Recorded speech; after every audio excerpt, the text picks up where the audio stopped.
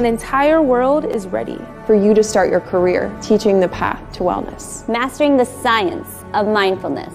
And the art of coaching. To help clients achieve mental, emotional, and physical betterment of life. Through movement, nutrition, recovery, and regeneration. Because impacting one person impacts a family. Impacting a family impacts a community. And impacting a community impacts the world. Become an NASM certified wellness coach.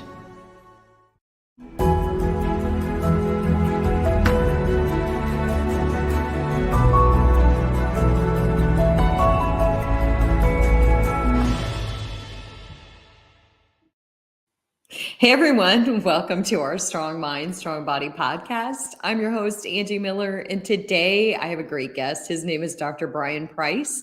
He's been on with me before, and I had Bryan come on because I want to talk about something that I've been thinking about for a long time, and it's those pivotal moments, those life-defining moments. You know, I feel like we all have those.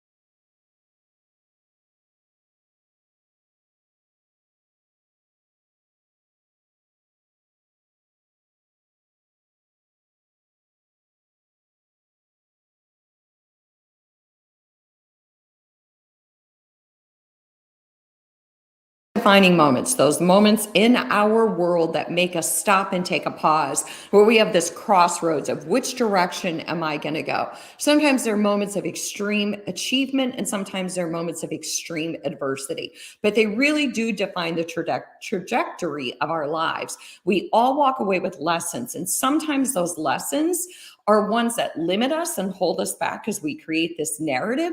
And sometimes they're lessons that really propel us. They're like the wind beneath our wings.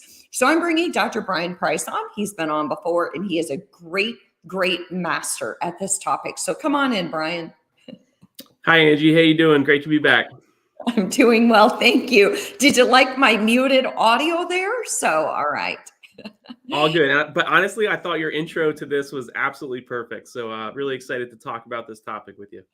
All right. Was that the first intro or the second one? The first one that no one heard. I'm a lip reader, so the first one was just as good. Okay. So first of all, Bryan, you know, I know that you are a professor at Seton Hall. Give us a little soundbite of who you are and what you do. Yeah, absolutely. I grew up down the Jersey Shore in New Jersey, and then I went to the U.S. Military Academy at West Point. And if you're familiar with the academies, you know you have to go serve in the Army after you graduate. So I spent 20 years as an Army officer.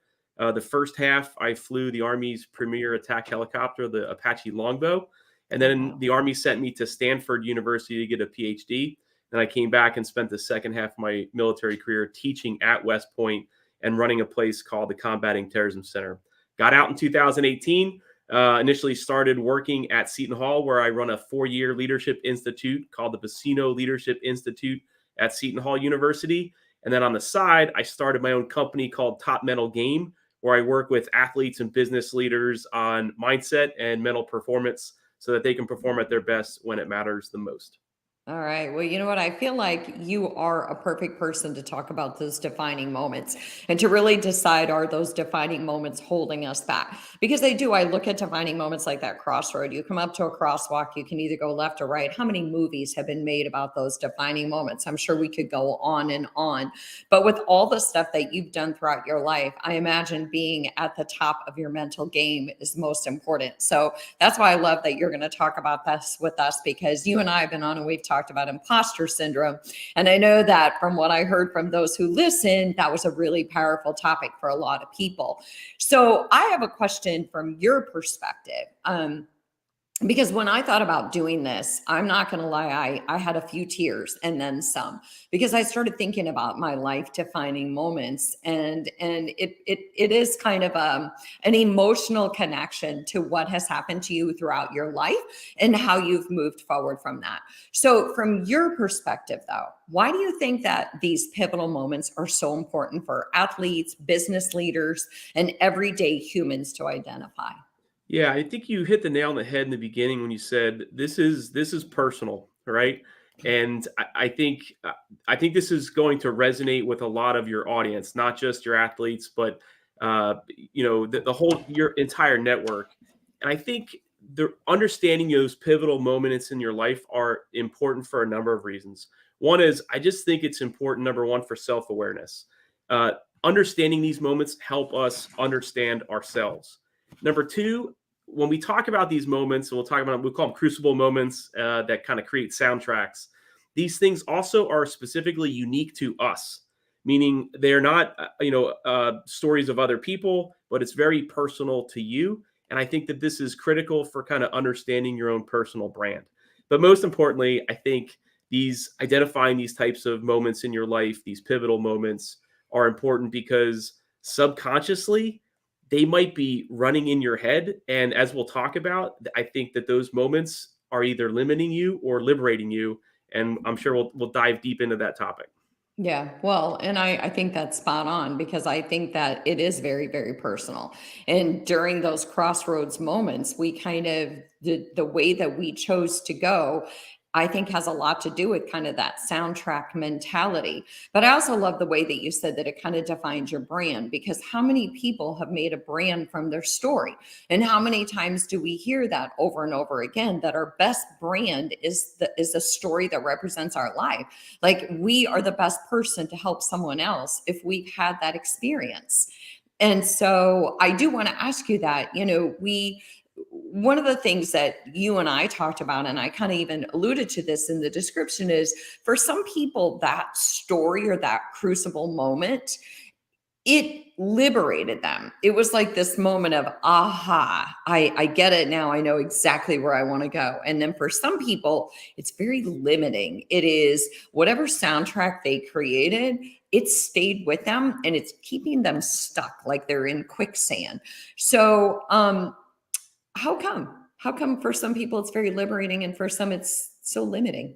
Yeah, so I think it's to be honest, I don't know the answer why it affects some people different. And it's interesting because you can have the same stimuli affect the same two people, and yet you might have two very different outcomes on this. It was funny. I was reconnecting with an old friend that I had not seen since my grammar school days. So it had been probably 30 plus years since I had talked to him. And he came up with, we were talking about life and stuff. He came up with something that his dad said to him in an athletic context, and it was negative at a very early age. We're talking 10 years old. And then he brought up something about something my father had told him 2 years later. And I don't remember either of these instances, but for somebody like that, those two things have literally kind of charted his course. So here's what I don't know. I don't know why it liberates some and why it limits others. But what I do think is important is that you take the time to self-reflect on what those moments are. And the other thing is to get intentional about recognizing when those moments and the soundtracks from those moments are negatively impacting your life. And I think that you can change these. And I'm sure we'll talk a little bit about that as well. Yeah. So basically what I hear you say is, first you kind of have to figure out what are those moments, and then ask yourself, when those moments took place, is that what's upstairs in my kitchen, so to speak? Is that what's kind of holding me back, or is that actually something that's propelled me?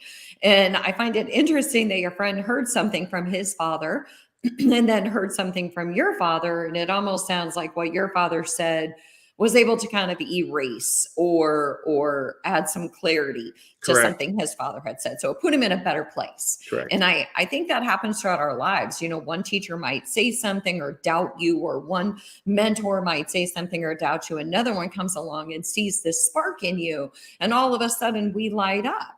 So I agree. Is there really an answer to what liberates or limits us? I don't know. Maybe it has to do with the time in our life, who said it, our relationship to that person, right? Yeah, I think you just hit the nail on the head in terms of sometimes these moments. First off, when I do a lot of executive coaching and I work with athletes. And when you bring up these moments, oftentimes we're kind of revert back to our formative years.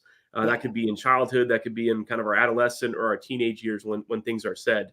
And oftentimes the genesis of these moments are something that is said, sometimes in a negative context, or you actually perceive it to be negative. And that could be from a coach, a parent, a loved one. Sometimes it can be completely random. So I do think there is some serendipity in how these things are created. And again, I think, you and I could be exposed to the same stimuli, but we might react very, very differently from this. Oh yeah, because personalities are so different. I guess it just goes to show that, I have 4 older sisters. We could have been more unique. And given the same set of circumstances, we're both going to, or we're all going to respond very differently.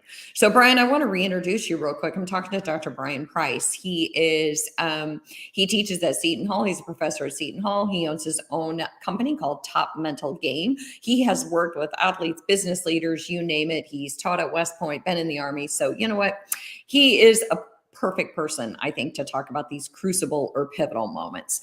So let's get into the real deep dive of this. I want to talk about how do we help people identify those stories?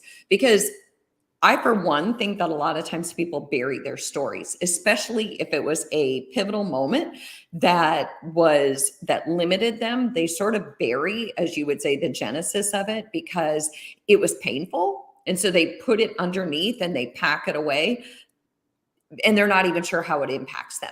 So how do we identify those moments? Yeah, I think 3 helpful places where you can go for information on this, and I'll share kind of how I do it with my business leaders and my students at Seton Hall. One is there's an interesting book out there by John Acuff called Soundtracks, right? So aptly named about the similar topic. I initially got this idea to do this with my one-on-one coaching and with my teams from a basketball coach up here named Billy Armstrong at Bergen Catholic. And so he does this exercise called If You Really Knew Me, You Would Know That. And I'll talk about how I do that with the students. And then the final piece, if people are looking for some information on this, there's a great book by Warwick Fairfax called Crucible Moments. And so when I do this with I'll talk about how I do with my students. And this is something that your trainers might want to do with their clients. And I think everyone should just do kind of like introspectively. And it's to think back on a moment or moments in your life that have truly defined you. Like if you could go back to those, you mentioned the fork in the road, those kind of moments in your life. And I like to characterize them there are moments of either great accomplishment or more often than not, they're probably moments of tremendous adversity that you've kind of seen yourself through.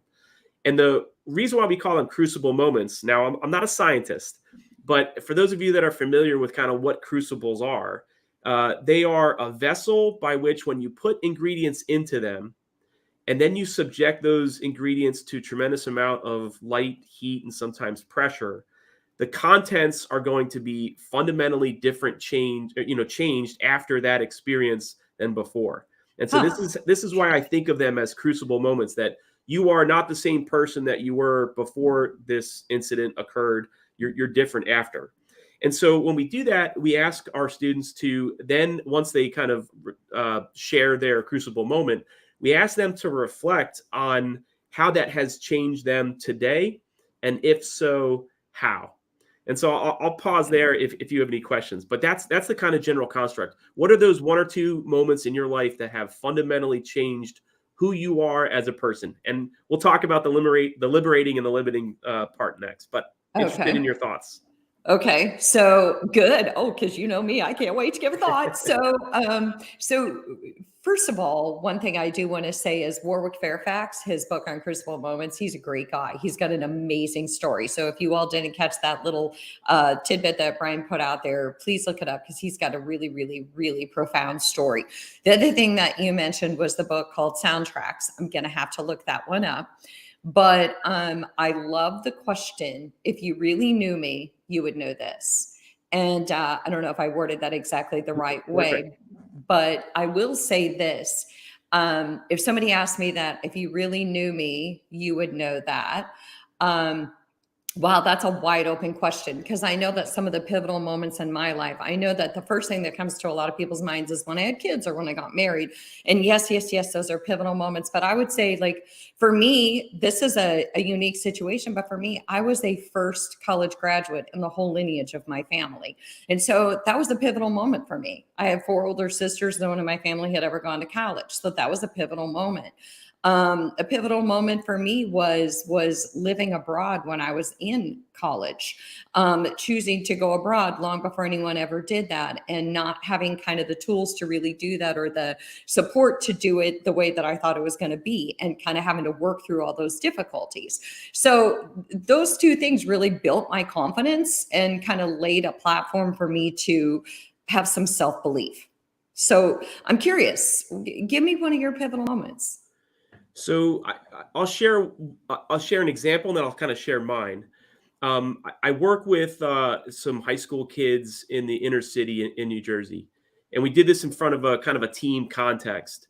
And the individual got up there and talked about how he's extremely built, right? Like he's jacked. And he talked, when the question got posed to him, if you really knew me, you'd know this. He said, "Well, it's obvious that I work out a lot." But then he shared why he works out.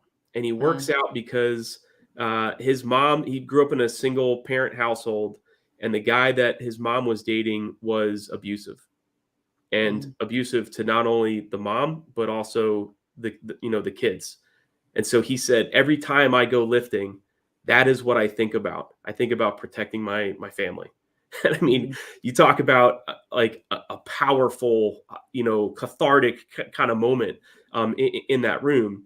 And that gave insight as to who this individual is and how he operates. And I think it was, this works both ways. And I'll share mine. I'm not deflecting from my own. I was wondering that. I was going to call you out on that. But what I think when you do this with people, it works both ways. One is it's cathartic for the individual to self-reflect, and then it's powerful to share that with others. So it almost like lifts a weight off of their back.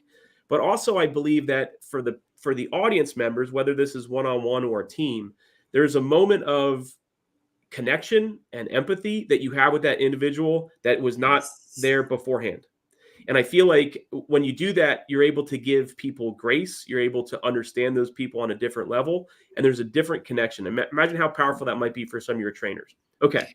Well, because hold on, I have to say something, because you know what, when you think about that, you think about seeing somebody who's just completely jacked, and then they tell you why they're jacked. Like at first you just see like the big buff guy, and then you're like, oh wait, there's a huge, powerful story behind that. And that completely changes your impression of this person. So yeah, anyway, so that's the crucible, right? right. And his goal, his motivation, his context was all about trying to protect his family, trying to protect his mom. And it's emotional even just kind of talking about it. I'll share, I have a couple that I share with my students at Seton Hall, but one that I think is a good example of something that was just serendipitously liberating me as opposed to limiting me.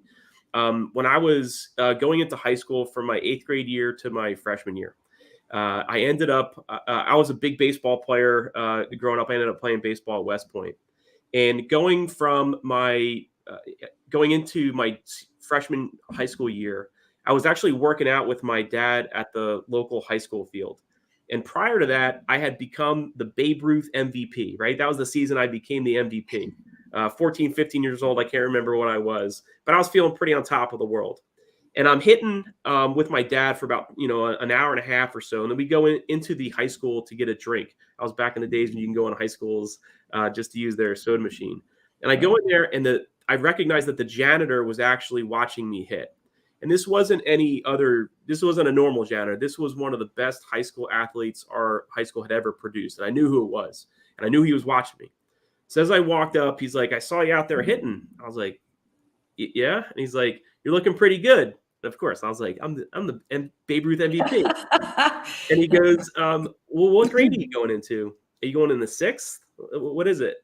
And here I was about to be a freshman in high school. Yeah. And so that tells you probably a little bit about my short stature that I have. And to me in that moment, I corrected him and told him. But then I went home and I was thinking to myself, I was like, you know what? And I could have taken this both ways. I could have taken that down the path you talked before about how that was unfair. I'm never going to make it. People are always going to see me as short and small and less than. And so I could have like quit my sport and done that. But actually, it liberated me because I can specifically remember at that moment recognizing that those are the cards that I'm dealt in life. I'm short, right? I can't control that. But what I could control was I recognized that whenever I walked onto a field or a court or even in a room, because I took it into academics as well, I took the notion that people were going to see me as less than, short, not capable, and that I had to outwork, out hustle, out work ethic everybody there in order for me to get the things that I wanted in life. And so to me, at that early age, it was a game changer because that's how I saw life moving forward. That would have never have happened if I didn't have that experience with a high school janitor watching me take batting practice. Oh, that's interesting. Well, because it kind of turned into this opportunity to say, look, I realize that I have this kind of, this is who I am and how I present, but it doesn't have to hold me back. I can just work that much harder to be the person that I want to be and to prove that I can be. So, Correct.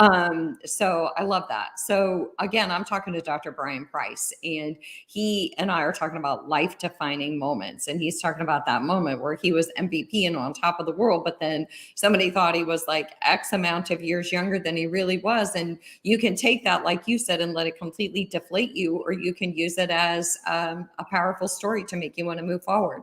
Another thing that I thought about when I was thinking about those crucible moments was I always in my 20s and 30s worked out because I wanted to create a certain type of physique. And then when my mom passed from dementia, my whole purpose for working out totally changed. So now when I go to the gym, I go in with this completely different mindset and this goal moving forward. It's changed everything that I believe about fitness, and it's transformed into what I believe about what fitness can do to our cognitive health. So Have you ever shared that with anybody else? Like, is that known in the field?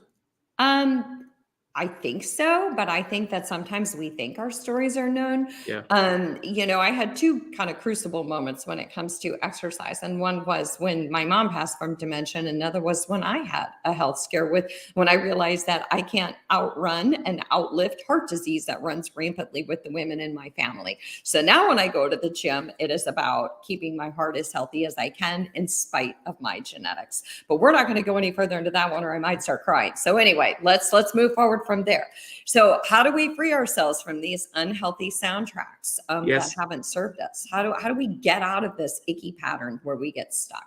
Yeah, so I think there's a couple of things. I think the most important thing out of all these is being self-aware of when those moments are happening, right? And recognizing whether it's an opportunity that pops up or a situation confronts itself where you actually don't act or fail to act or play smaller, or it's, in some cases, you don't even go after that opportunity at all. You're playing small ball, and to be intentional about understanding why you're playing small ball.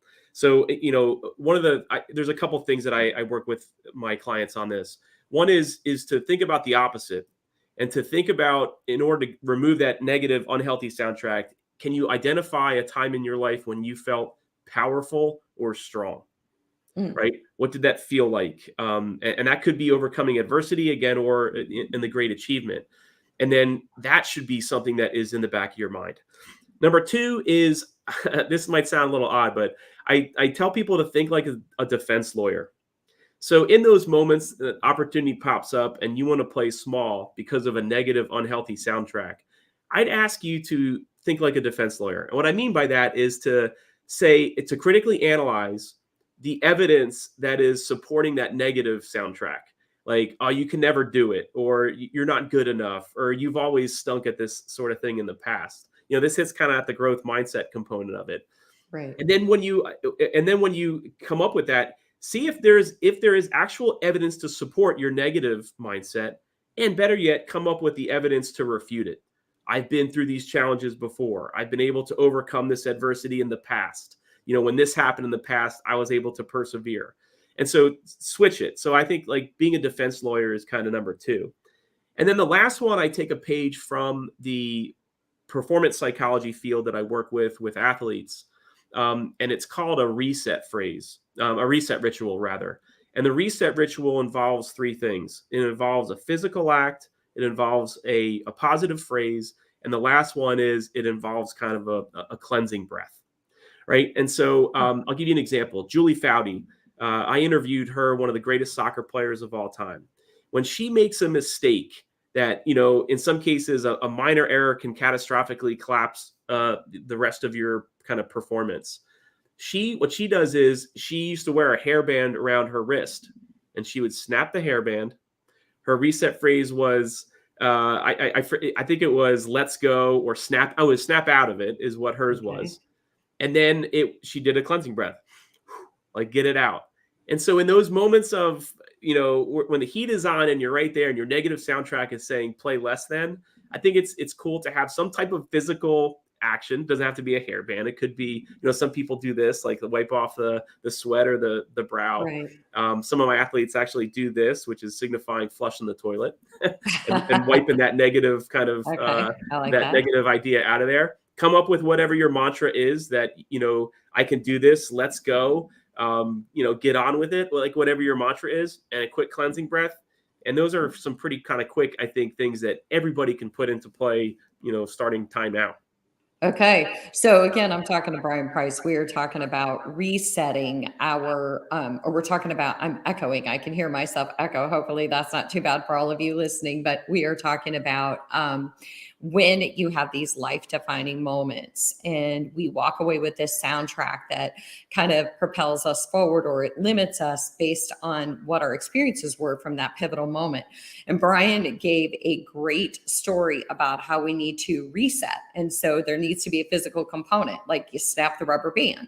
And then after you snap the rubber band, you have a phrase. So for me, a lot of times I use a grounding exercise. So I'll push against the wall, which is unmovable. I'll push against the wall as hard as I can. And then just remind myself, okay, you're pushing against something solid here, and then take a deep breath. But I like to use a grounding exercise. And another thing that Bryan talked about was being a defense attorney. And so when your soundtrack says that you need to play it small, you're not good enough, then you defend your case. First, you come up with, what's the evidence to support that that's actually true, or is that my mind just doing its thing? And then I missed one. What was the very first one, Bryan? To find a time in life when you were strong and powerful. Yes. To get crystal clear about one of those moments and how did it feel, and that might be your home base to go back to when you are feeling less than.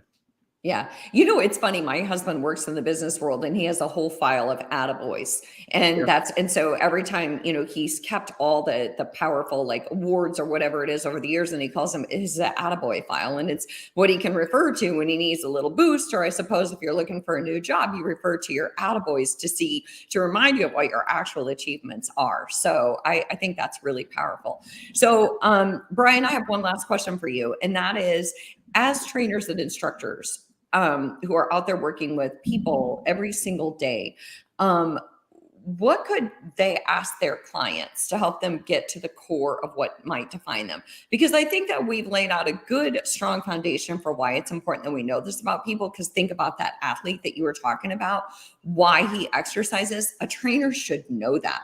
A trainer should know why I exercise. Don't try to reshape my body. You need to know my story on what's propelling me to exercise.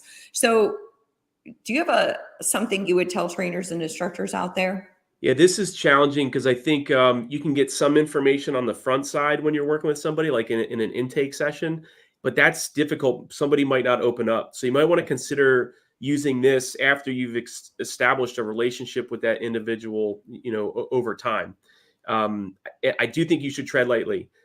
I do believe that question of, if you really knew me, you would know that what is a great lead in. It's not, imposing.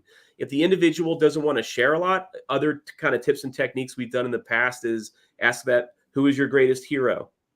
What's the greatest adversity that you've been through in your life? Or what is your proudest accomplishment? Those are all kind of, I think, entrees into understanding a little more about your, the crucible moment and those pivotal moments that have defined your life. Okay, I like that. And I was thinking that same thing. It's just anybody, you could ask anybody what, if you really knew me, you would know this about me. And maybe they're not going to tell you something really deep, but they might share something more on the surface. But as you get to know them more, you can continue asking that same question. You might get more and more information. So Dr. Bryan Price, thank you so much for coming back on and talking about these life-defining moments, because I think they're huge for all of us. I think a lot of people globally have had some life-defining moments during the pandemic. So I think it's a powerful topic. We're always talking about wellness and how to help us all feel better from the inside out. This is one of those. So thank you again. Thanks to our EDSM and Apple audience for joining us. We'll see you next week. Thanks, Angie.